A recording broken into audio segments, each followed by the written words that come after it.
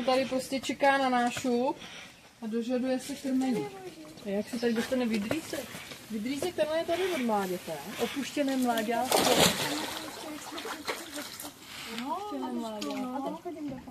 No, vidíš to, jak to učí. No, nazdar vidry. Ještě chceš. Ještě chce rybu. Ten chce rybu, no. Ten chce rybu, ten na jablíčka kašle. Jo. Dej sem rybu. To si schovám. To by naši se vody, aby to... On zjistí, že to není úplně ono. Do vody bordel, místo aby tam byla ryba. Máte si. Ale jak se...